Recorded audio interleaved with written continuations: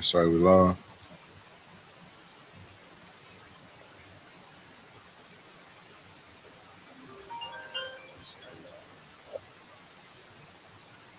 So like I think audio, Officer Audio was able to get it handled. He was trying to get into the Facebook. Facebook.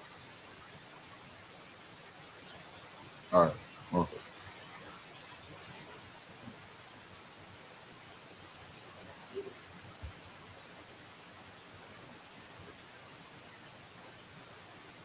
Yeah, we lost.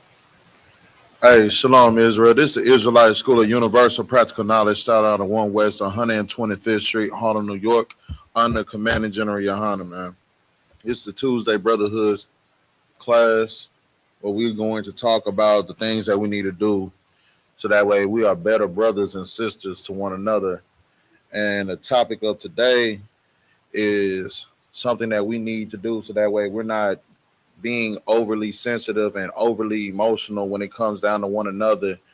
And that's learning how to be slow to anger. That's learning how to, be able to have a conversation and compromise with one another and figure out everything that's going on before we make rash and haste decisions. So, Salakia, brother, if you could you go to Ecclesiasticus in the Apocrypha, chapter 5, verse 10? Let me know once you had that, brother.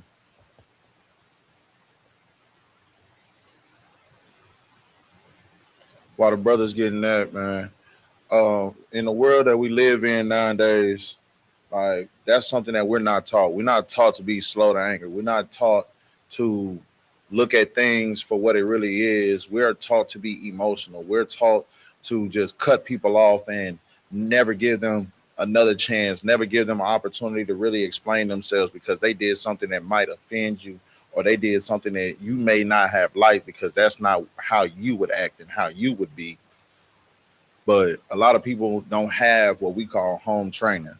A lot of people don't have the training that they need, and that's through what the Most High said. That's through what the Bible said. That's loving the Lord thy God with all thy heart and all thy mind and all thy soul. And the second greatest commandment is to love your brother as you love yourself, man.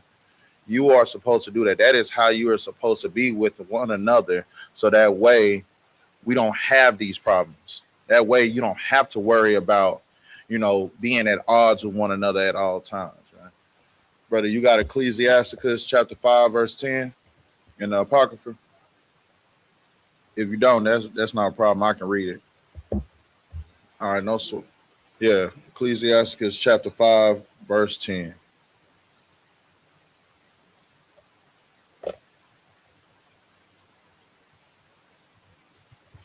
Go ahead once you got it. This is the book of Ecclesiasticus, chapter 5, verse 10, in the Apocrypha.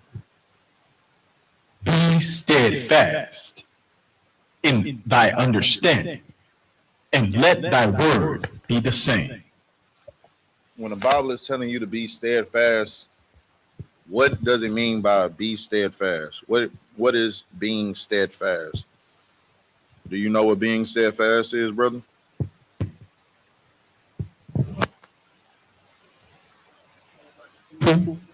Say that again. Upright, truthful. It's called, you say it's like that. It's being faithful. It's to be firm in belief and determination. To be unchanging. So when it's saying being steadfast, to be steadfast in thy understanding, it's talking about don't sit here and one day you have all the understanding in the world, the next day you don't have no understanding because your tolerance is low. You got to be steadfast. You got to be the same thing every time. You got to be unchanged when it comes down to your understanding. You got to always have understanding so that way you can fully grasp what's going on. Go ahead and keep reading. Verse 11. Be swift to hear, and let thy life be sincere, and with patience give answer. Now, that's a hard thing right there. Like I would never say that like in my life that I've been like this all the time. That's stuff that I still learn and stuff that I go through every single day that I work on is being swift to hear and slow to answer. Like this is the thing that you have to check yourself on daily because there's some days that you might not be in the mood, but you got to understand those days that you are not in the mood, that's just a demon on you. A demon doesn't want you to have understanding to what things is going on. A demon wants you to be quick to answer, quick to respond, quick to yell and argue. That's what a demon wants. A demon wants you to separate yourself from everybody that you're supposed to be close to. Why is that? Because it knows if it can separate you, it knows if it can make you be mad at everybody that you're supposed to be close with, you will isolate yourself so that way that demon can destroy you. It will teach you to not have brotherhood. It will teach you not to have sisterhood because as soon as you get around this person, I can't stand to hear this person talk. I can't stand to hear their voice. Just being around them just annoys me. What is that doing? That's keeping you from actually loving one another. That's keeping you from actually being around one another and enjoying each other's company. If we can't be around each other and enjoy each other's company in this truth, or with the blacks, Hispanics, and Native Indians around your family and stuff, then where can you do it? Because you can't do that while you in the world. The world don't have no love for blacks, Hispanics, and Native Indians, man. The world doesn't have any love for us out there. And it's shown. You see all these mass killings. You see all the unaliving that's going on. You see all the abuse that's going on when it comes down to blacks, Hispanics, and Native Indians. You see how they're ready to deport the Hispanic brethren and sisters and children. You see how that is for us. Y'all see how they treat the Haitian brothers? So you got to have it amongst, we have to learn how to have it amongst ourselves. We got to learn to be swift to hear one another. That means, man, if somebody got something to say to you, all right, hear them out. Don't be quick to respond. Just listen to what they have to say. So that way you can have a full grasp of how they are thinking. And once you have a full grasp of how they are thinking, you can sit here and see how you should respond to that. That's why it's saying being swift to hear.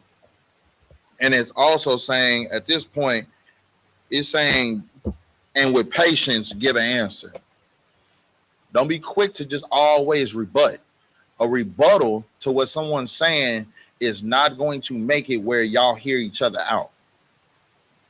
Again, me telling y'all this is the same as me talking to myself. This is something that I go through. This is something that I have to check myself daily on. Because this, if we fully grasp how to be slow to anger, slow to respond, swift to hear, eager to hear each other out, then you can gain a brother and a sister every single day. Then you wouldn't have to worry about your relationship being crazy because your relationship will be fixed. But everybody has to do that. That's not just a one-sided thing. That's not just a man thing. That's just not a woman thing. People wonder why their kids don't come talk to them about stuff that's going on at the house or stuff that's going on in their daily life or in school. It's because we are so quick to judge what our children are doing that we don't really understand why they're doing it or why, in the generation that they're in nowadays, why everything is just so at their grasp. Like in the generation that we're in right now, a lot of kids, they what they look at, as soon as they get on social media, what can they see easily? They can see drugs easily. They can see alcohol. They can see people fighting easily. They can get on any social media nowadays and see pornography. These kids are growing up at a vast rate. And the reason why they're growing up so fast is because everything is right here. Everything's at their fingertips.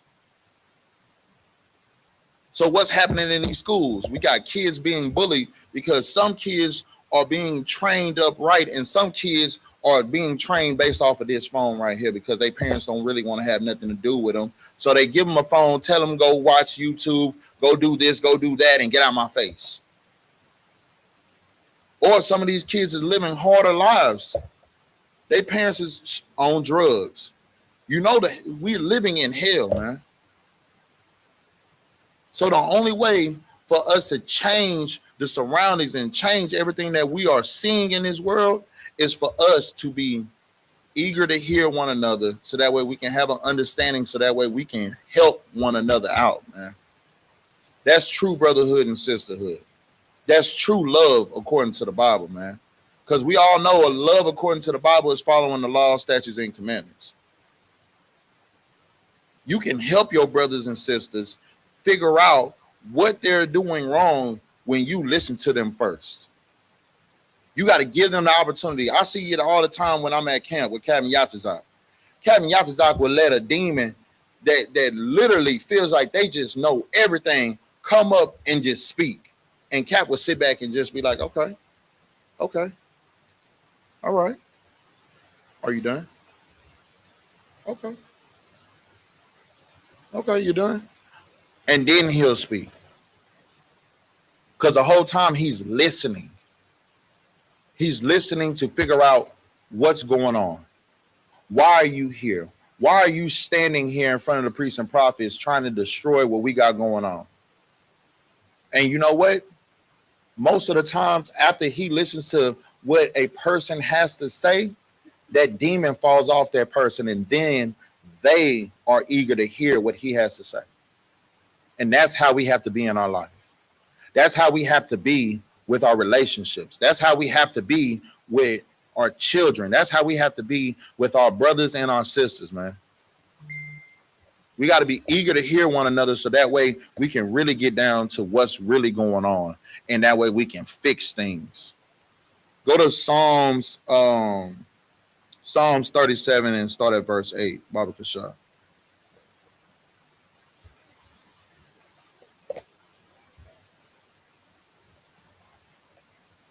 Matter of fact, no, go to Proverbs, Salaki. Go to Proverbs 15 and 1. We're gonna go there.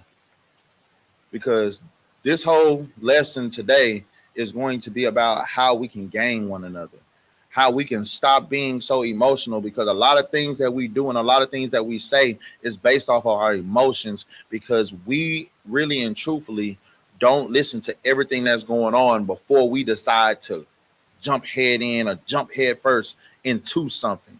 And then when we already in the midst of it, then all of a sudden we feel like, you know what? I feel like I'm right. But then when you get to the very end of the whole matter, when you get to the very end of an argument and you go back and you think, okay, why did we even have that argument? Why did this situation even occur? Why did we end up fighting one another?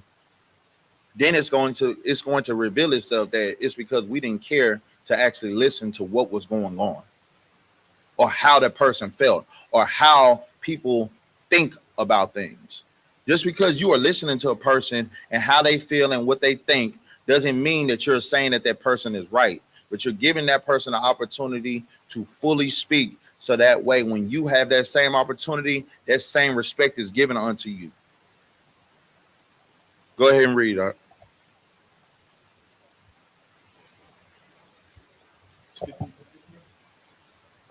It's Proverbs 15, verse 8. No, verse 1. This is the book of Proverbs, chapter 15, verse 1. A soft answer turneth away wrath. Why do you feel like when it says a soft answer turn away wrath? Just think why it's saying a soft answer turn away wrath. But you didn't start with like a yell or a boisterous yell, or you didn't try to slight them with the answer. Right. If I'm sitting here telling you, if I'm sitting here and I tell you, you know what, I really didn't like how you did that, man. Like you really could have just came and talked to me instead of sitting here telling me, well, you know what, Salaki, I'm gonna do what I feel like doing anyway, right? If I bring a grievance to you like that, and your first response is, Man, but I don't understand what you tripping for. Like, I told you, I ain't mean it like that. What is that going to do? You think that's going to de-escalate a situation or is it going to escalate it? Oh, that's definitely escalate. Why is it going to escalate the situation? Because in the manner in which they answered. Because Right. they answered as if they wanted to fight. Right. They're answering as, look, I really don't care what you got to say about the situation. I told you what it was. And that makes somebody else feel like, oh, okay, so if you don't care about how I feel, then forget caring about how you feel. And then that's where division starts. That's when things start getting unbrotherly or unsisterly. And that's what we have to stop. That's why people are getting killed for no reasons. Do you know, bro, we in Texas. We country down here. Man, I love to go to a trail ride. But you know why we don't go to trail rides? People stop going to trail rides down here because every trail ride ends up with people dying. And why people die in trail rides? Because people are drinking, people have no understanding, and they don't know how to talk to one another like brothers and sisters. They talk to each other like niggas out on the street that don't care about nothing, that's all about their prideful ways. And we all know that pride is the beginning of destruction. When you're a prideful person, that means that you are very, you're looking for woe. You're looking for destruction. Because at the end of the day, you can't say nothing to me. And if you try to do something or you try to speak against what I'm talking about, I'm going to come at you sideways because I don't care what you're talking about because it's about me. It's selfish. A prideful person is a selfish person. And you will never be able to gain someone that is selfish. That's why we have to check how we talk to one another. It says a soft answer turns away wrath. Keep reading. But grievous words stir up anger. But a grievous word stirs up anger. You talking to someone like you don't care about what they have going on. You're talking with someone because you feel like, you know what? I feel like I'm right and this person bringing this to me. So forget hearing them out. I'm going to just say what I feel and that's where we're going to go from.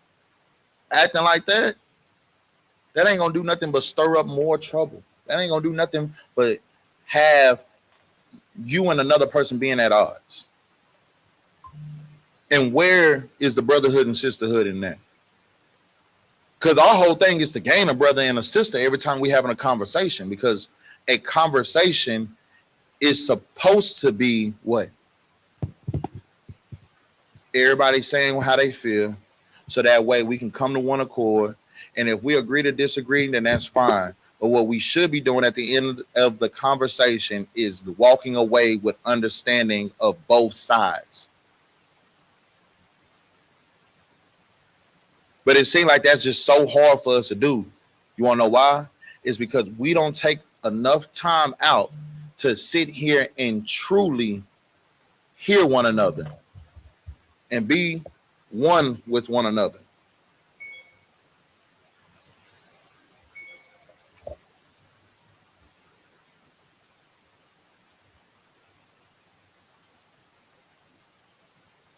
Okay, we got a question on YouTube. It says, Salakia, sir, me and my son have been going at it the past week. He feels like I don't listen to him. I feel like I do, but I know sometimes I don't let him finish his statement because I'm already knowing it's an excuse. But I believe I'm wrong still. Sir, where is the line when it comes to our children having a voice? The water. All right, sis. Let me tell you something.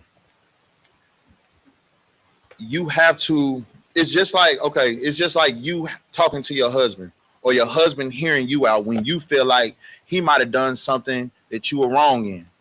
You have to let the person get it all the way out. It's not easy, especially with being a parent. Sometimes you already know exactly what it is, exactly where they're going, because they're doing the same exact thing that you did. But you got to allow them to get it all the way out. Of course, when they're talking to you about stuff or grievances that they have to be respectful. As a child, you got to stay in a child's place. You got to be respectful of your parents. But as a parent, you got to also give your child the opportunity to be able to speak to you and come to you and feel like they're going to be heard, that they have a voice, and that they're protected coming to you and talking to you. So even if you know for a fact where your child is going, still allow them to have a conversation. Let them say what they need to say. And just, if it's certain things that you feel like is going a little too far, then you sit here and be like, okay, wait, hold on. I have a question. Okay, I have a question. So do you feel like I'm unfair because I don't allow you to do certain things? Okay, so why do you feel like I'm unfair? Okay, you say that I'm unfair, that I won't let you go to parties because these parties don't have no parents there. They don't have no guardians. You don't know what's there. It could be all kind of alcohol, and you want me to trust you. Okay, well, have you built that trust? Building trust goes two ways. But you have to allow that person, you have to allow your child to voice how they're feeling, so that way you can fully grasp where they're coming from. Because if you always talking to your children and cutting them off, and they don't never feel like you listen to them, then what they're going to do is shut down. And then they're going to start doing things behind your back because they don't feel like they can talk to you in the first place. You would rather your child be able to come and talk to you before they make a foolish decision than for them to go behind your back and do something, and now you having to pick your child up from a jail. Or worse, you having to go to a morgue and view the body and be like, yeah, that's my child. You got to allow them to talk. Now, mind you, again, this is a teaching moment for both of y'all. While you are listening to your child, you are also training your child on how to listen to you as well. Because if you're allowing your child to talk, and then when you start talking, they start cutting you off, and then you're going to be like, hold on. You know, I respected you, and I let you say everything that you need to say. Now it's time for you to do the same. Respect goes two ways. So, sis, I know you feel like, you know where your child is going, they're going to give an excuse, and that's what children do. Children do things, they're going to do things out of emotions, and then they're going to give an excuse about it. But at least let them get it out first. Hear the whole matter first, so that way when you start talking, they know for a fact, you know what, I was able to get off everything that I needed to get off. So that way, when you start giving your judgment or you start talking to them about everything, you already have your pinpoints on how you're going to deal with this situation. That's what I would do, sis. That's just what I would say do. Because at the end of the day, gaining a brother and a sister don't stop when it comes down to adults. It goes like that with your children as well. Because look, a lot of kids nowadays, they're either dead, on drugs, going to alternative schools, or getting locked up because they don't feel like they have somebody at home that they can talk to. So what do? They go to the streets, and they find their partners out on the streets, and that's who they talk to then. That's who their number one person is that's going to listen to them. They feel like they partner. They feel like they OG is the person that they can talk to now. But really and truthfully, that OG just wants you to do whatever they feel like doing. Yeah, I'm going to listen to you long enough so that way I can have you go sell that crack rock. Yeah, I'm going to listen to you. I'm going to make you feel like, you know what, anytime you need me, I'm going to be there for you. Yeah, hey, well, hold on to this gun for me. Hey, you know what? That dude been tripping, dog. Hey, man, you said I'm your OG, right? Now your child is in a sticky situation because the person that would listen to them is the wrong person for them. When you could have stopped it by just listening to them at home where they don't have to go to the streets and find somebody that'll listen to them.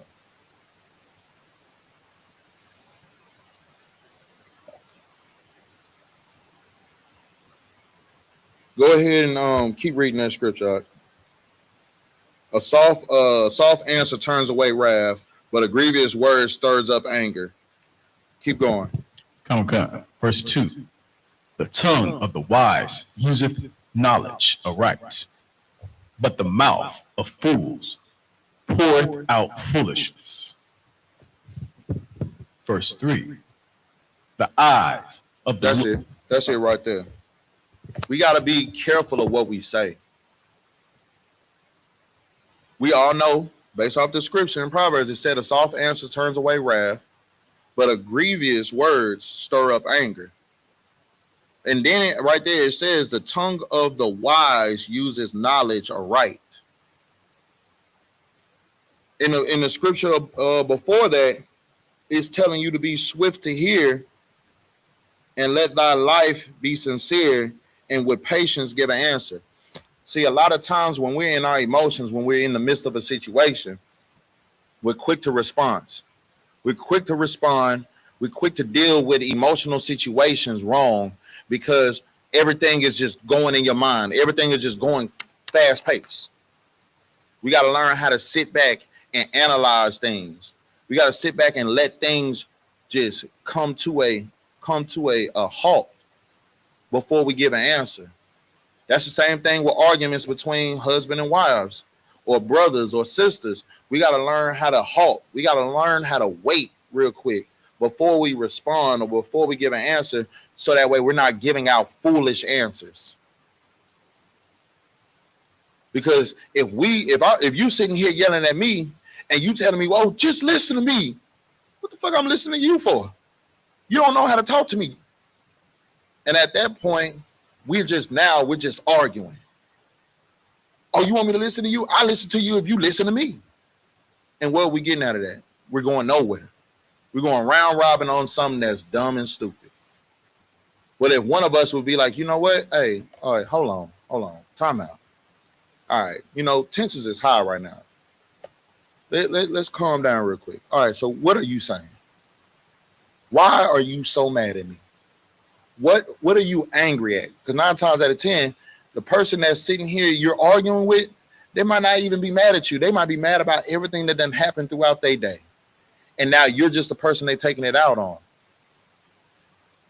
Your child might not feel like they getting the love that they want or the attention that they want, but they're doing it in the wrong way. They don't know how to express themselves correctly. If you halt and you just be like, you know what? All right, well, look, calm down. Talk to me. Let's bring our volumes down. You know what? We at a 7. Let's bring it down to a 3. Now, that's something I learned from Captain Kahan. Me and Captain Kahan, we talk all the time. And when we talk, Captain Kahan always lets me know, you know what, Ron? Everything ain't always got to be high volume, high pace. Sometimes you just got to slow it down, brother. Just slow it down and listen. If you slow it down and listen, then you'll start really understanding everything that's going on. It will reveal itself. Because all these emotions that everybody's feeling right now, being the uproar and all that, that's really not even a problem. What y'all arguing about ain't even really the problem. The problem is earlier this morning, they ain't even get to eat breakfast. And because they didn't get to eat breakfast, now their whole day was ruined. Then Shaquita at the office sat here and wasted coffee on them.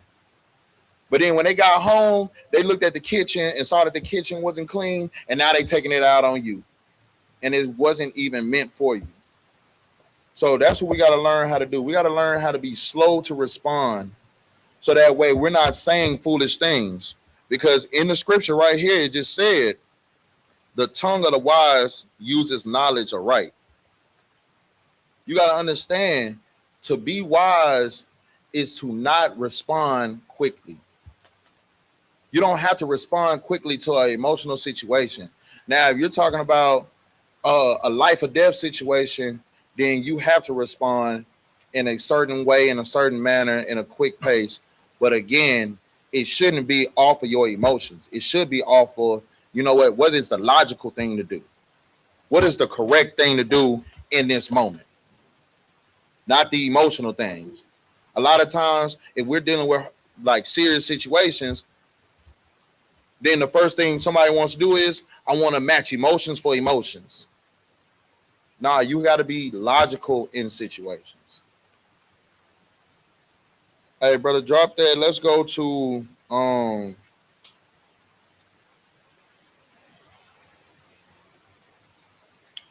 Proverbs 16 and 32. Proverbs 16:32. When you got it, please read. This is the book of Proverbs, chapter 16, verse 32. He that is slow to anger is better than the mighty, and he that ruleth his spirit than he that taketh a city. Understand this, man. If you learn to be slow to anger, you can be like that. That's really trying to figure out how I want to say this. Being someone that's slow to anger, being someone that's not easily moved by emotional situations can put you above a lot of things. Like I told you earlier, everybody moves off of emotions. But if you learn, because that's kind of like a power. It's kind of like a power to not move off of your emotions. Because everybody naturally does it.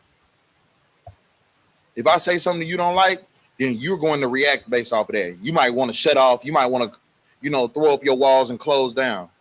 But at the end of the day, what is that getting you? It's not getting you nowhere. Because then you're not listening. Then, because you're emotional, you put yourself in bad situations that you can get hurt in. It happens all the time. You could tell your brother, you know what? Hey, man, look, I know you and your rib been arguing, bro, but hey, man, you know what? Stay at the school today. Y'all just argued on the phone. Hey, y'all, it's going to get real bad if you go home. Just stay at the school tonight. Nah, man, I'm going to go home and I'm going to deal with that.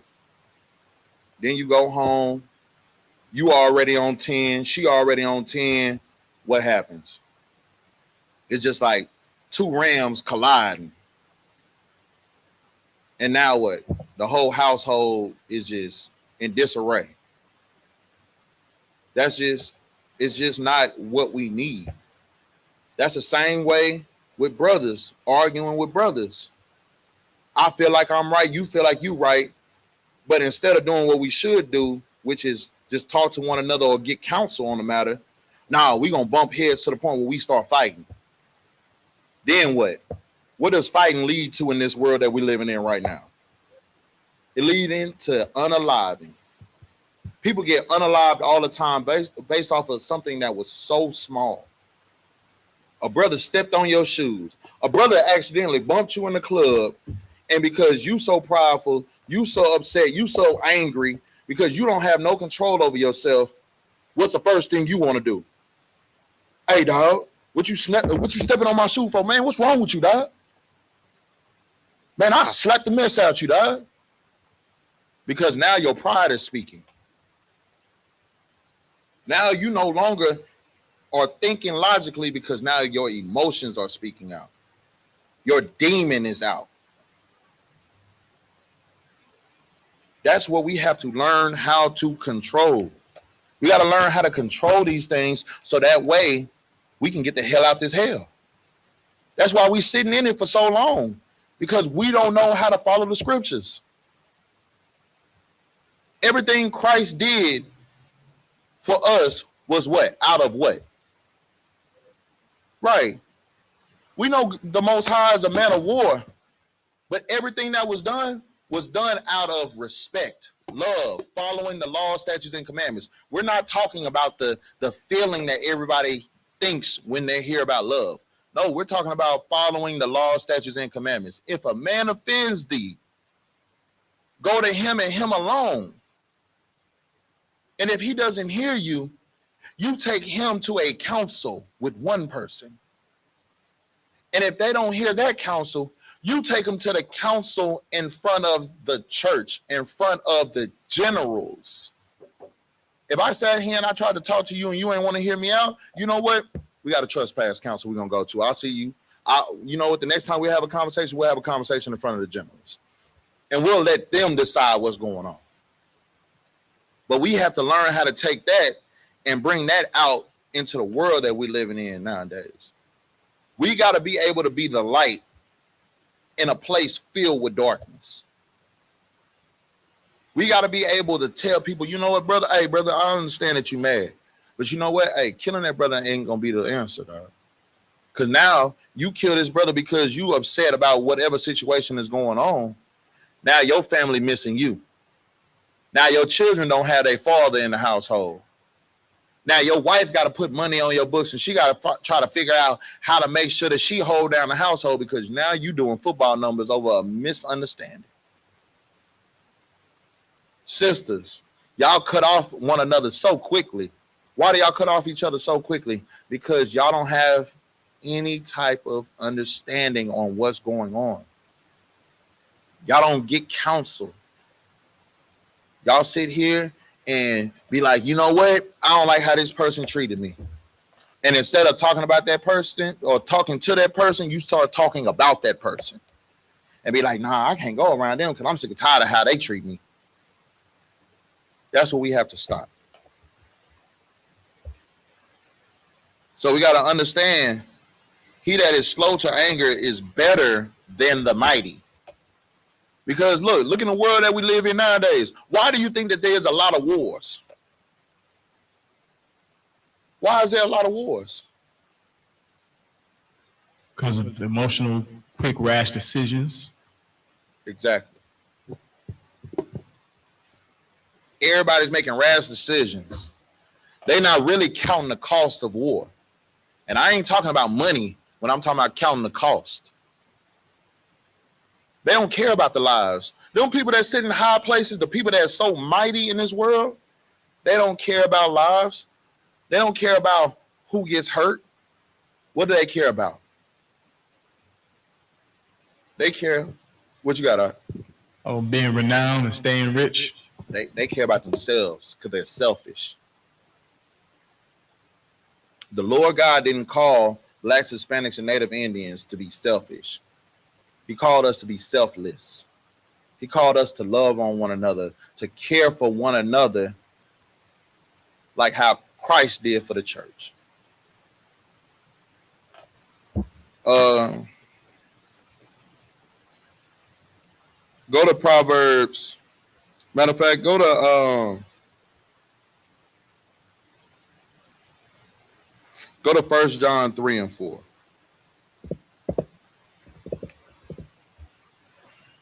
Because we got to understand that a lot of times when we don't control ourselves, when we don't control us being angry, then you do something.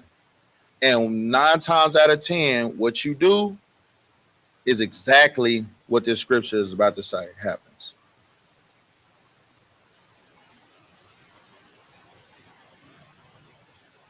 So like it says, you can't hold down the metal arms when you're twisting. Go ahead and read out. This is the book of 1 John, chapter 3, verse 4. Whosoever committeth sin, transgresseth also the law. When you are angry with one another and you don't want to listen to one another, then what start happening? You make rash decisions and then you start sinning based off of that. Now you cussing one another out. Now all of a sudden you're not hearing one another. Now all of a sudden it's F you, F this relationship, F being cool with you, F all this. And now what do you start doing? You start being somebody different. You're not loving your brother the way that you would want somebody to love you. Because what is the second commandment? The second commandment is to do what? Love thy neighbor as thyself, right? If you are sitting here saying, F you, I ain't, like, we ain't got to ever be cool again, then what? You're not loving thy neighbor. You're not loving your neighbor like you're loving yourself.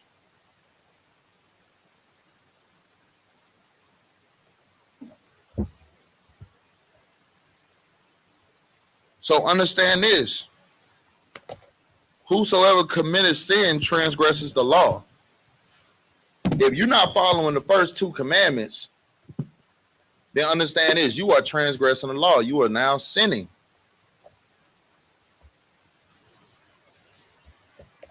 Let's make sure. Go to Ephesians 4:26. Let's talk about some more stuff as well. This is the book of Ephesians, chapter 4, verse 26. Be ye angry and not sin. Let not the sun go down upon your wrath. It says right there, read it again. It says, be ye angry, but do what? And not sin. It says, be ye angry, but sin not. It's like, it says, let not the sun go down on your wrath. Now, let's just go ahead and be real one time. How often have you been angry at someone and you've let the sun go down and you were still pissed off at that person the next morning? How often have you let that happen? It's too many times to count. Right. But why do we allow that to happen? Let's go ahead and pinpoint why we allowed that to happen. Oh, that's pride. It's pride. Why you say it's pride? Because you feel like you're right, regardless of what they gonna say. You know what I'm saying? And regardless of, even if you were to, like, while trying to hear them out, or if you had or if you just, they did something that slighted you, like, man, and you got mad, but you didn't even bring it to them. Right. So now you dwelling in that. Right. You know what I'm saying? If somebody offends you and you don't bring it to them, what is that called? You don't bring it to them. Are you backstabbing? You talking behind their back? You a coward. Coward, huh? Because if somebody offends me, then I'm gonna bring it to them. Why? Because at the end of the day, I want to gain a brother or a sister. Yeah. I'm not finna let a situation happen and I'm not gonna talk to you about that situation. I don't care who you are. Like, that's something that even General Muhammad responded to a post earlier today. He says, whoever offends you, he don't care what their rank is. If they offend you, take it to them. And if they don't hear you, take it to a council and let him deal with it. He'll take it from there. The whole thing we're doing is to do what? Everything we're doing in this truth, everything that we're doing since we changed our life is to be what? It's maintain the brotherhood and be perfect. And we are trying to be what? What are we trying to do on earth? Bring the kingdom. We're trying to bring the kingdom. How can we bring the kingdom if we sitting here being at odds about silly stuff because we won't talk to each other about it? Can't we sitting here, we mad at each other. We can't even go to camp. It ain't enough brothers at camp. We don't have enough bodies at camp because at least two brothers is mad at another two brothers, and a different brother is mad at another brother. And now all of a sudden, you know what? Oh, if that brother going to camp, man, I ain't going to camp. I ain't got time to be around them. Man, that brother fake, man.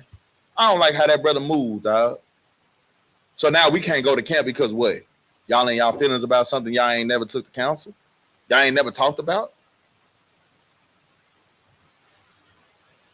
Let's think about it like that. Let's think about it like that with sisters. Sisters, why all the time we have problems when it comes down to sisters being around each other at times? Because what? Somebody does something in the midst, and now all of a sudden, you know what? I don't like being around them. But y'all don't never talk about it. But it done festered for so many years. Now what? The sisterhood ain't the way that it should be because what? Y'all still mad about something that could have been talked about 3 years ago. You know what, sister? I was talking to you about cutting up some yams, and you told me back up because you know what? I know what I'm doing. I know how to cook. You were offended, but you ain't tell the sister you was offended. You be like, you know what? You show right. You know what to do. Yeah. And now you don't never go chill with that sister. You don't never talk to that sister the same no more. Y'all went out and about. Like, there's times that we all are in compromising positions that you got to be brotherly. You go to the club with a brother, and maybe this might be his first time at the club. The brother don't know how to hold his liquor. He starts saying and doing stuff that, that people do when they don't know how to hold their liquor. Now, all of a sudden, you charge it to him. Now, all of a sudden, you don't never want to be around that brother again because he don't know how to hold his liquor, but you don't never speak to him about what happened that night. Hey, brother, you almost made us fight these other dudes because you bumped into him and then you bucked at him. Like, that ain't how we move. You got to talk to that person about that. You got to let that person know, hey, bro, this is where you offended me at. Like, that's true brotherhood. That's true sisterhood. This Bible ain't just about men. This Bible is about brotherhood and sisterhood and how to be a parent to your children. That's why the Bible tells you to train up a child in the way that it should go.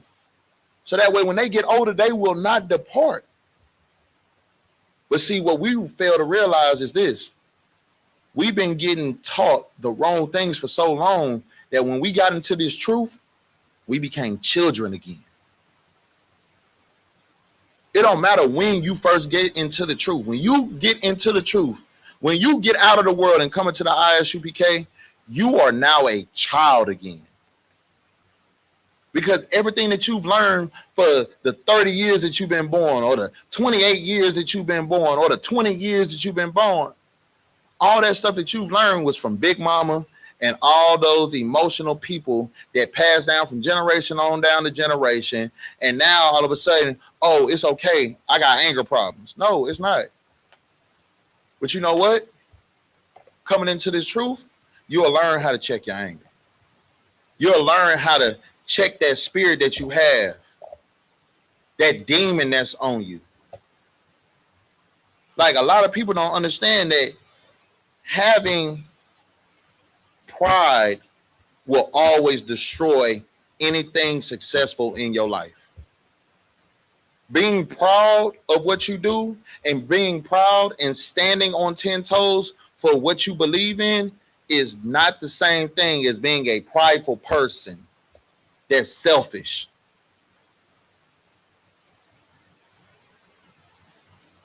You got to know that there's a difference, man.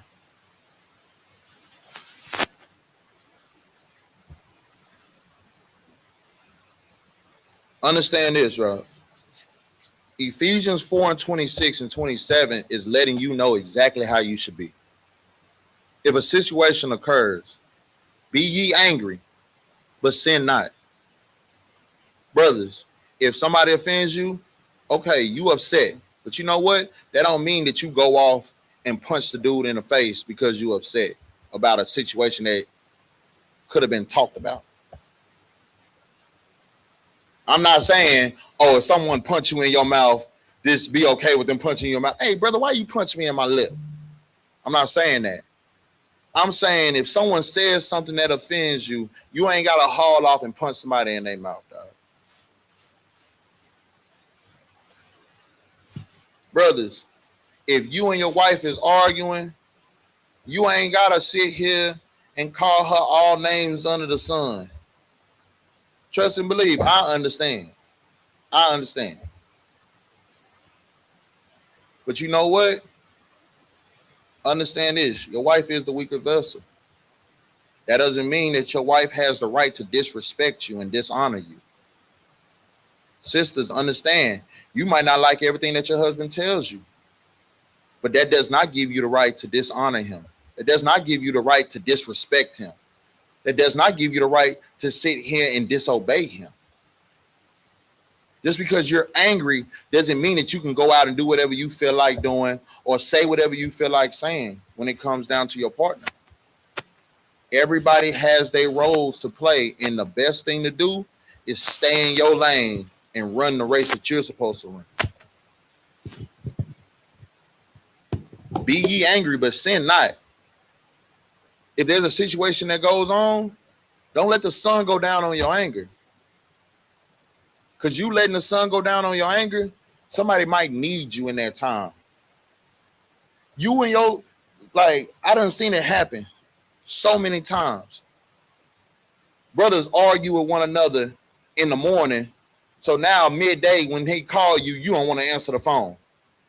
But little do you know, he calling you because there's a serious situation going on and he need to get in touch with you.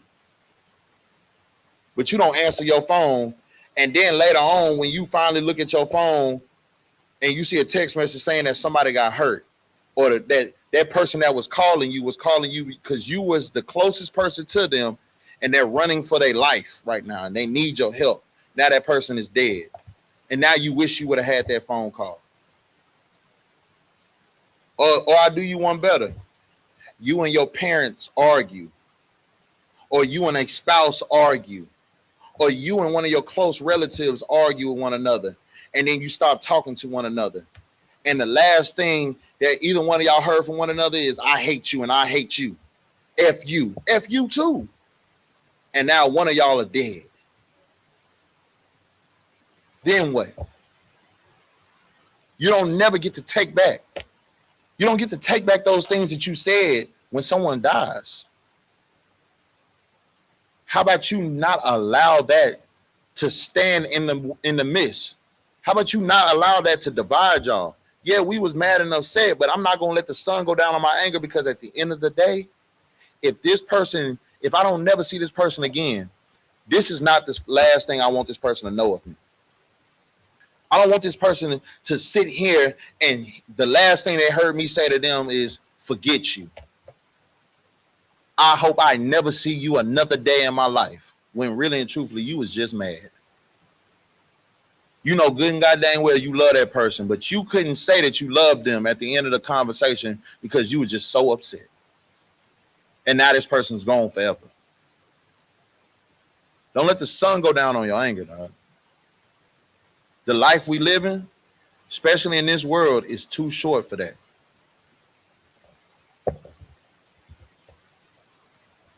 It's like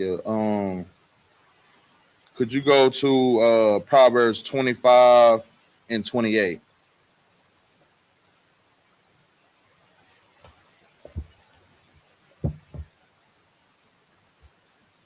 This is the book of Proverbs, chapter 25, verse 28. He that hath no rule over his own spirit is like a city that is broken down and without walls. Understand this, man. If you don't know how to keep yourself in control, it's just like being in a gated community with the gates is open. The gates don't never close. There is no protection around. Because if you don't know how to control yourself, who's coming in? Demons. Legion is coming. Because that's all they look for. Demons look for somebody that does not know how to control themselves. Why? Why do demons look for those that don't know how to control themselves? Then they get to control. They get to do what? Get to control. They get to control. And you know if a demon gets to control, then what? You're going to die. You're going to die. Why are you going to die? Because you're going to feed into that and you're going to like your demons. And then your spirit going to be gone. Exactly. You're going to fall into what they want you to do. You having no control over your body and no control over your emotions and no control over yourself will have you fall into snares and traps. Because look, if I know that you easily get angry, right? And I want you to explode to the point where you just crash out and get locked up. The only thing I got to do is just do this. I just got to push that button. If I know for a fact I can push that button, what is a demon going to do? Push that button. It's going to push that button. You got to understand this. Demons don't just come out of nowhere and just be like, hey, you know, I'm a demon. No, nah. Demons don't never do like that. Demons don't never sit here and be like, hey, I'm a demon. Hi. Time for you to kill yourself. No, that's not how demons work. Demons come in disguises. They can come in a spouse. They can come in your children. They can come as your boss. They can come as your co-workers. They can come as somebody that you have a high regard for. Because at the end of the day, or a demon can be somebody that you don't know. Now, how many times has somebody been on the road driving and all of a sudden somebody driving crazy on the road next to you? Like the sister just said, in Houston, that happens all the time. What is that though? What is somebody swerving and about to hit you or swerving about to run you off the road? What is that? That's not just a crazy driver. That's what? Somebody having road rage because what? They're angry. They're upset. They have no rule over their own body. They have a demon on them. Y'all, we have to understand that everything that we are doing in this world, when you walk around, you got to stop thinking so one-dimensional. You got to stop thinking, like, start looking at the spiritual aspects when you walk around on this earth. If you start looking at it differently, then you will start seeing people for who they truly are. That person at the grocery store that had no patience, that was trying to brush past you and they had an attitude, man, pay them no mind. You want to know why? Because that's a demon trying to piss you off to stop you from doing something. That person that was at the gas station, or the person that was in line trying to get some food that cut in front of you, what was that? That was a demon. You come home after doing the work of the Lord and your spouse want to argue. They don't want to have a conversation. They want to argue. Why? Because that's a demon trying to take you out of everything that you did good that day. To make you now look like you are what? Huh? Unrighteous. Because what is it going to do? If you and your spouse get into it, you fresh off camp. You just had a glorious camp. You walk in the house and all of a sudden it's a war zone. What is that demon looking for you to do? Or looking for you to crash out. Looking for you to crash out. Why is it looking for you to crash out? Because everything been going good, so it's like, oh yeah, nah, he can't have no good day. Yeah, man. Like, what you thinking? You thinking that you gonna go to camp and you gonna do all this glorious work and you don't think it ain't gonna be no hell? Ah, nah, partner. Yeah, nah. I'm meeting you at the front door. Because I don't want you to feel like you did something good today. Like, just think about it. Every time that somebody's had a great day, it always seems like something happens to mess up that good day. But that's because what? You allow it to mess up your good day.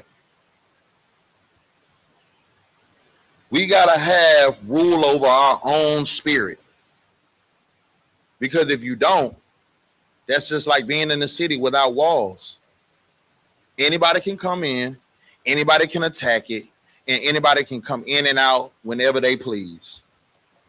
When you live in a gated community, how can you get in a gated community? You got to have a what? Code and or card. You got to have a code or a card or a remote to get into a gated community that is secured, right? That's how we have to be when it comes down to us being in this truth. We got to lock our spirit up. We got to have more rule over our spirit to where we're not so emotional and we got to lock it up like it's a gated community where you gotta either have a code, a card, or a remote to get in. If we start checking ourselves daily, if we stop letting things move us and making us emotional, then we can get ourselves out of dang near any problem that we have. Brother, go ahead and drop that and go to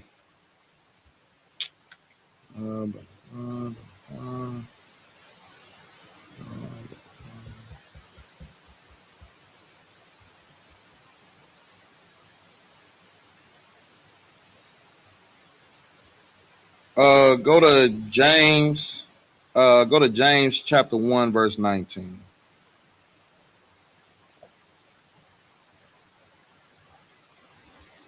This is how you know in the Bible, when you see something one time, you'll see it again, because that's truly how we live and supposed to live and supposed to be and supposed to act and be with one another. Like, this is just going to show you, just like how you see it in the Old Testament, you can also see it in the New Testament, because this is how we're supposed to be always. Go ahead and read. This is the book of James, chapter 1, verse 19. Wherefore, my beloved brethren, let every man be swift to hear, slow to speak, slow to wrath. And the Bible is letting you know again, even in James, it's telling you, be swift to hear, slow to speak, and slow to wrath.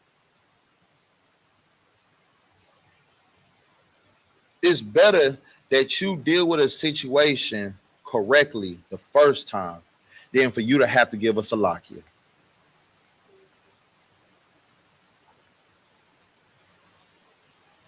I'd rather sit here and, you know what, you want to argue? All right, you know what? Hey, right now, tensions is high. So let's just wait. Let's have a conversation a little bit later on tonight, so that way we can both calm down and we can both hear each other. Then to sit here and argue back and forth. Now you done threw something at me. I done threw a bottle of water at you, or I done threw a pillow to hit you in the head with a pillow. And now I'm sitting here be like, man, you know what? Salakia, baby. I ain't mean for that pillow to hit you like that and you tripped over. Salakia. Or like it's dumb things like that. Now you having an angry pillow war, and now somebody get hurt. Cause you know people clumsy. You throw something at someone, you throw it back, and somebody got good aim. Somebody don't have the best aim. So now somebody done got hit in the face. Somebody's eye done got blackened because y'all sitting here fussing, fighting, and arguing when y'all could have just dealt with the situation, because y'all could have dealt with it later. We done seen it so many times. I'm not the only person that done seen it in my childhood. How many times as a child did you hear people arguing, fussing, and fighting? How many times have you heard mommy and daddy arguing, fussing, and fighting in the household when you were growing up? And you wanted them to stop, but because no one had control over their spirit, it didn't stop. It got worse. Now mama and dad, they separated. Now they go from separated, they tried to rekindle it, now they divorced.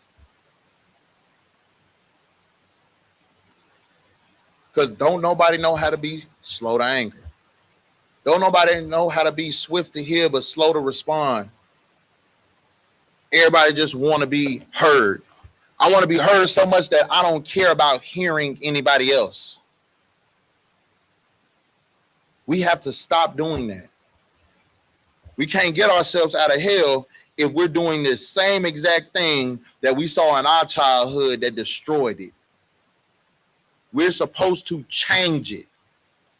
You got to be the change that you want to see.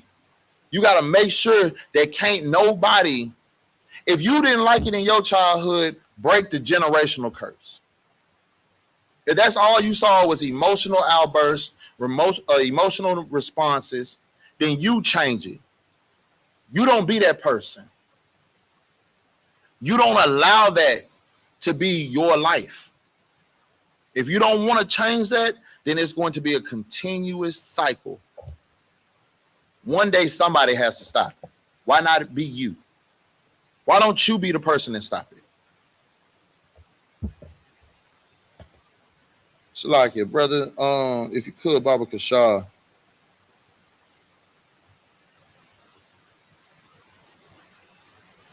Go to Shalakia, if I could.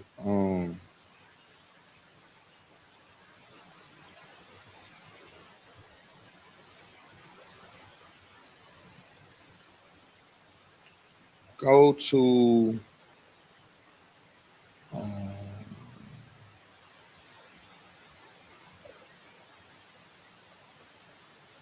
Shalakia.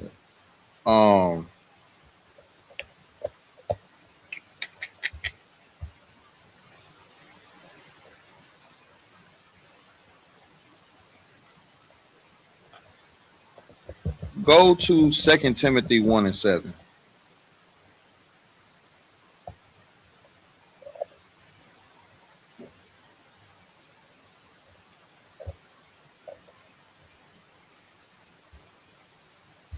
It's the book of 2 Timothy, chapter 1, verse 7. For God hath not given us the spirit of fear. Why do you think we pulled this precept about the spirit of fear? If we gonna tie it into what we've been talking about this whole entire time, why are we talking about God didn't give us a spirit of fear when it comes down to being slow to anger?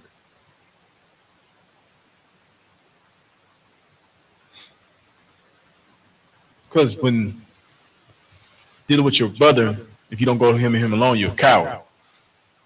Let's think about it in a different way than that. Okay. Why do people argue? Fear of embarrassment. Fear of what? Wrong. Fear of what? Embarrassment and or being wrong. Sis, what you got? Because they're scared of not being heard. The fear of what? What you say? Embarrassment and being wrong. Right. All those things. If I don't feel like I'll be heard, then I gotta yell. I gotta scream. I gotta cut you off so that way I feel like I'm being heard.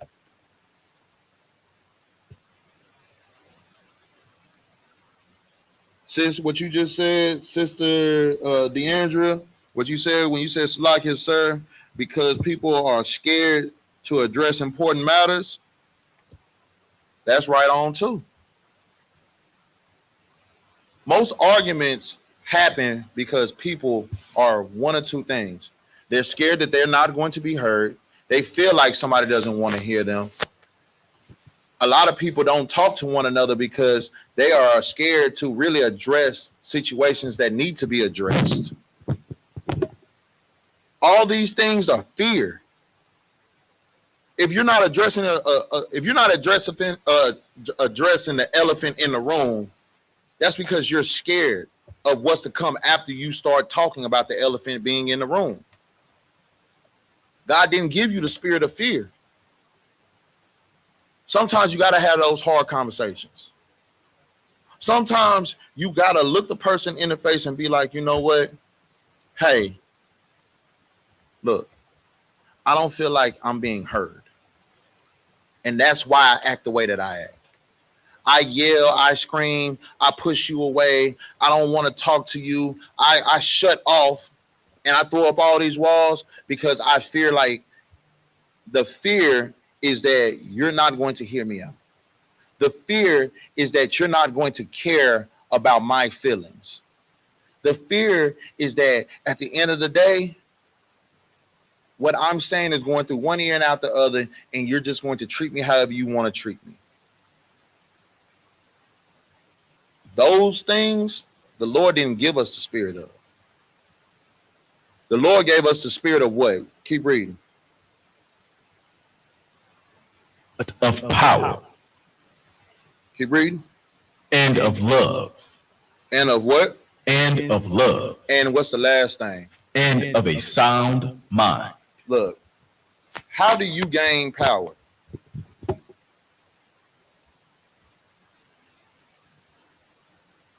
How do you? Okay, let me just break it down in another way. Anybody play sports? Everybody plays sports, right? Okay. When you play sports, when you first stepped out on a basketball court or a football field, was you the best person on that court? Nah. What did you have to do? You had to practice. You had to practice. You had to train. That's just like going to the gym and working out. The first day you going to the gym and working out, you ain't finna go bench press no 350. You ain't finna squat no 700 pounds. You got to build yourself up, right? That's the same thing with power. You have to train yourself to have certain powers and certain strength. You got to know that, you know what, me doing this will get me there. This ain't something that I'm going to just poof and have. No, this is something I have to train myself up on doing. I have to train myself up on having conversations where I don't get emotional, so that way we can fully talk to one another. I have to train myself up on, you know what, being swift to hear and slow to speak. I had to train myself up on, you know what, all right, you know what, this person made me mad. You know what, all right, let me count to 10 real quick. Let me let the situation cool down before I make a rash decision, before I say something out of anger that even though I try to take it back, it still is like a water bottle that's crushed every time something's being said. It don't matter how much you blow into that water bottle ain't gonna never be the same. It's gonna have wrinkles. It's gonna have like crumbling up a sheet of paper. There's no way to get that sheet of paper straight again. So if you want those type of powers, you have to learn how to train yourself up for those powers. What is love? We talked about love. Love is following the law, statutes, and commandments. Love is understanding that, you know what, I'm not going to like you every day. And just because I don't like you every day doesn't mean I don't love you. But it also means that we have stuff we got to deal with. Hey, I'll go check that door. Somebody knocking at the door. The water. Everything that's going on in this Bible is your blueprint. This Bible is your map on how to treat one another and be with one another.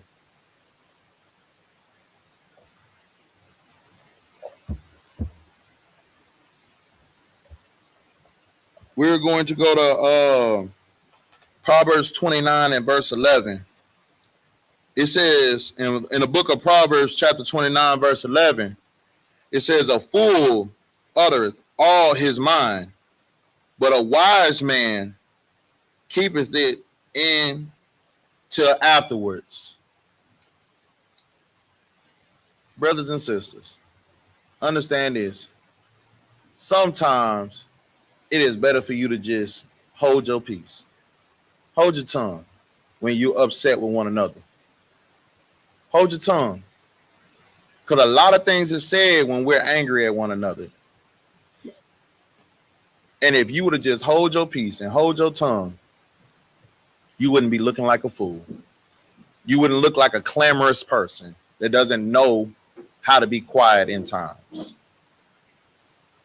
Everything that comes to your mind doesn't always have to be said. Because at the end of the day, what you might not think is disrespectful, the other person does. We got to learn to respect one another. We got to learn how to talk to one another to gain each other at all times. Don't be a fool that utters your whole mind all the time. It's not always good for you to say everything that crosses your mind. As soon as it hits your mind, you say it. Nah, don't do that. That ain't you being real because you just saying everything that come across. That ain't being real. We was taught, oh yeah, I'm real. I say whatever comes to my mind. Okay. So you say whatever comes to your mind and you feel like that's being real? So you feel like disrespecting someone else because that's what was on your mind. That's being real. You feel like making someone cry because of your words and the harshness of it. That's you being real. That's cool.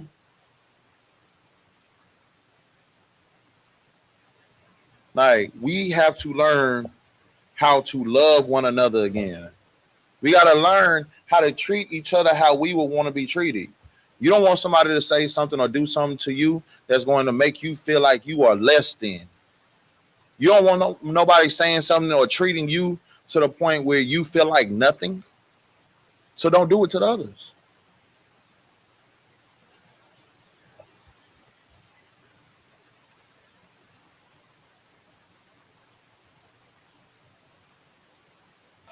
Go to 2 Timothy chapter 2, verse 24. Mm-hmm. This is the book of 2 Timothy, chapter 2, verse 24.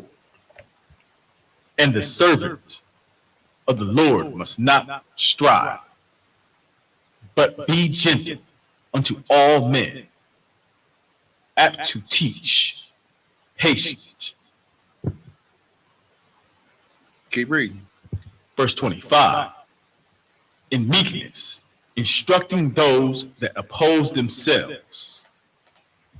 If God peradventure will give them repentance to acknowledging of the truth. Understand this. We're going to go right back up, all right?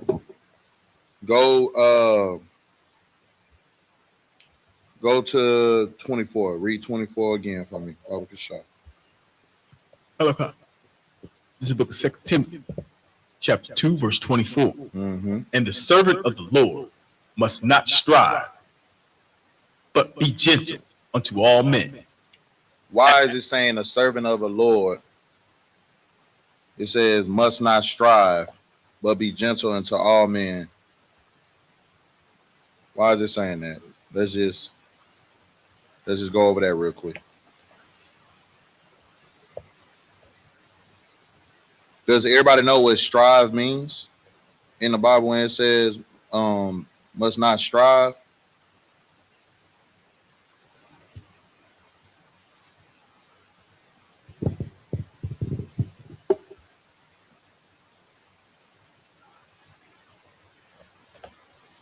Another word for strive is to like try. Right. You know how a lot of people say don't try, do? If you're a servant of the Most High, you can't try to be gentle to everybody. Like you got to learn how to, like General Muhammad. That's a great example. General Muhammad, right? It doesn't matter who General Muhammad is talking to.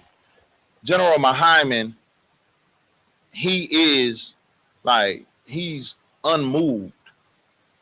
You don't really see, like you rarely see General Muhammad get up at arms with someone unless it's a serious situation and that has been trying to be resolved so many times and it's just not going. That's the same thing with Commander General YAHANNA. Like they're not trying to do that. They're not, because a lot of people that use the word try leaves room for failure. They do it. And they teach men to do it. When you're talking to your people, you got to learn how to, in a slang that we say, you got to learn how to finesse. Finesse don't mean to do something bad at the end of it, but you got to learn how to sit here and talk to people. You got to learn how to sit here and move around.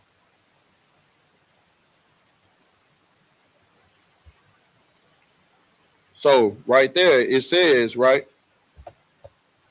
we but be gentle unto all men, apt to teach, and patient, right? In this school, you had to learn how to be patient. When I got into this school, I learned I had no patience. I learned that I had when I was a trooper, I had no rule over my own body. A lot of brothers would tell you I was Mr. Angry Man. I was always ready to go to war. It didn't matter what it was. It didn't matter how big or how small. I'm ready to go to war. You talking about the cliff? I'm ready to hop over and free fall into the cliff. But the more that I stayed in this truth, the more I grew in this truth, I had to learn how to be patient, because a lot of things is just distractions. A lot of things is here to make you be someone you're not supposed to be. In this world, there's going to be a lot of people that's going to come in front of you to distract you from staying focused, being the person that the Lord wanted you to be, man. We had to learn how to be patient in this truth. We had to learn to be teachers in this truth. That's why you're a priest and prophet. That's why you got that oil poured on your head, because you are vowing to be that man of God.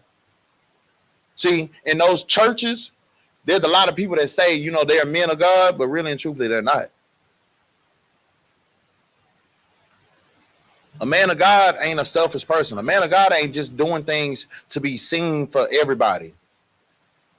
A man of God does things behind the scenes and doesn't even get a thank you for it. But he did it because at the end of the day, that's what needed to be done for his people.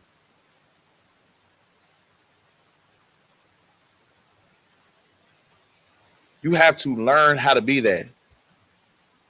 Now, understand this. Again, this ain't just for brothers. This is for sisters too.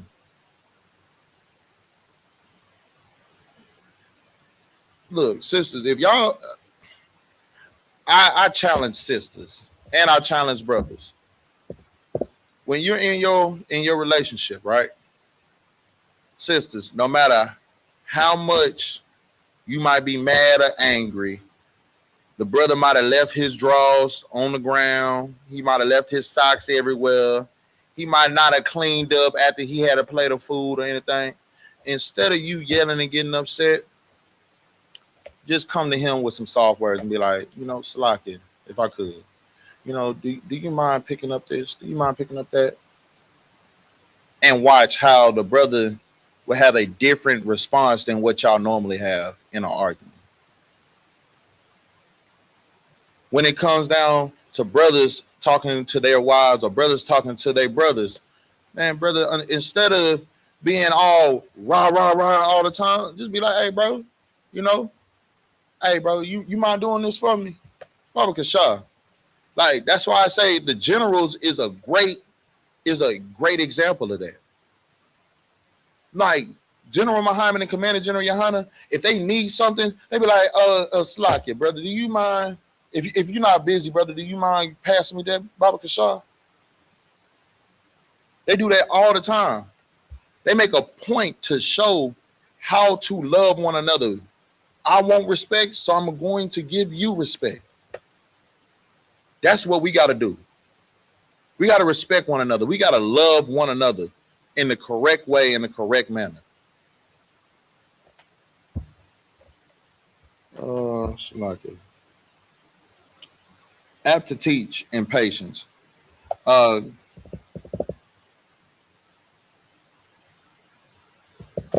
This is gonna be my last precept. Let me see. This is gonna be the last one.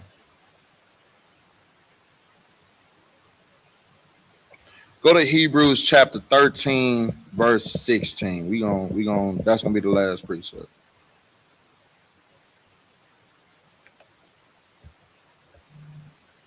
Once you got it, read Baba Tasha.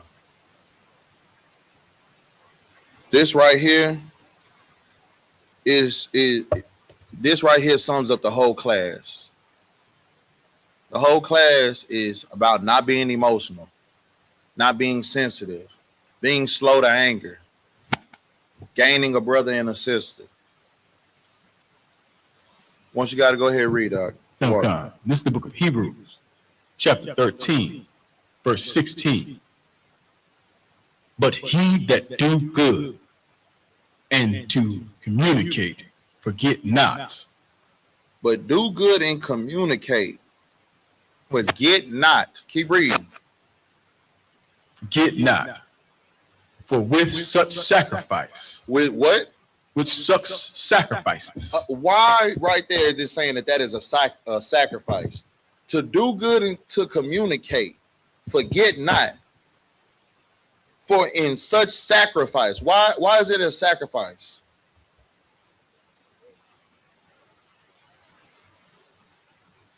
Right. Doing good and communicate means that you can't always be about yourself.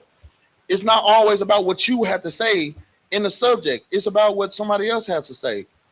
And then it's about what you have to say. And then y'all come together and have an agreement.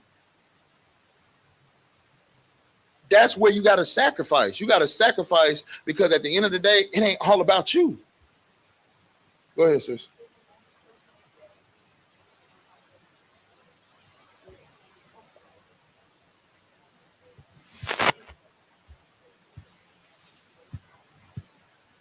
Right. Sometimes a sacrifice, like the sister just said, sometimes a sacrifice you're not going to get what you want out of the sacrifice. But you not getting what you want might have protected your life. You not getting what you want might have helped y'all save money so that way y'all can have lights. That way you can have shelter. We both got to come to a compromise. So do good and communicate. It said what? For with such sacrifice, who is pleased? God is pleased. God is pleased. So if you are truly a follower of the Most High, then you know what you need to do. You know what you got to work on. That's your challenge. Your challenge is to do good and communicate. Because with such sacrifice, the Most High is pleased. There's no way to lose a brother or a sister if everybody thinks like this. Maybe we can get the hell out this hell if we all thought like this. To do good and communicate. Maybe your relationship would be better if at all times, when you feel like you up in the rafters, you check yourself. You do a self-check and be like, you know what? All right, let me calm down because you know what? I'm tripping. Let me do good and communicate so that way the Most High is pleased with me.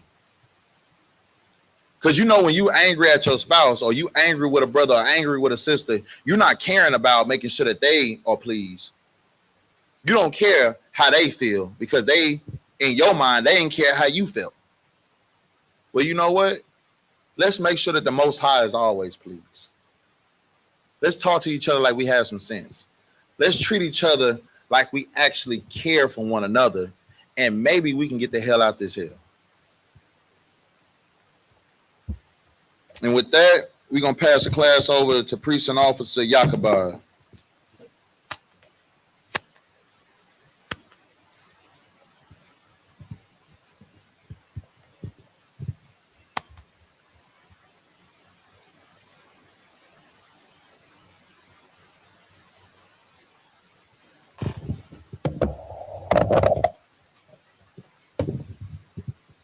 We are the Israelite School of Universal Practical Knowledge. Start out at 1 West 125th Street, Harlem, New York. Rule for new brother and sister. When a new brother or sister comes into the school, they are off limits for 6 months. They are to be saluted only. They are here to shed themselves to the world. If they need transportation, the teacher will arrange it. After 6 months, if a brother or sister has an interest in a particular person, he or she must get permission from a head to speak to a brother or sister. There's another 6-month period in which a brother or sister will court each other. After this 6-month period, the brother or sister will get permission from the head to marry. Tithes, which is a commandment. The book of Numbers, chapter 18, verse 21. The book of Malachi, chapter 3, verses 8 through 10. Ma'asharah, which means 10th in the Hebrew, 10% of any penny of any increase the Lord gives you, give to the Treasury Department or teacher. Priest fund, free will offering for priests, not mandatory. Whatsoever amount you would like, or whatever size Bible. Upcoming holy convocations, Feast of Dedication. 25th day, it's like YAHANNA, the 25th day of the 9th month by the space of 8 days. Wednesday, 25th December 2024, for 8 days. You can read about it in the book of 1 Maccabees, chapter 4, verses 52 through 61. If anyone wants to become a trooper in the school, start wearing all black boots, shirt, pants, headband, and or scarf. You need security numbers. And with that, we're going to give a courtesy salute to the brothers, then to the sisters. Men of Israel, Majim. Majim Shabbat. Majim. Barak. Yahal Ba Shem Yahweh Brakatah. Yah Natah. Sar. Sister Yeshab. Men of Israel, Majim Shabbat. Majim. Barak. Yahweh Shemal Adah Ba Shem Yahweh Yah Natah. Class dismissed.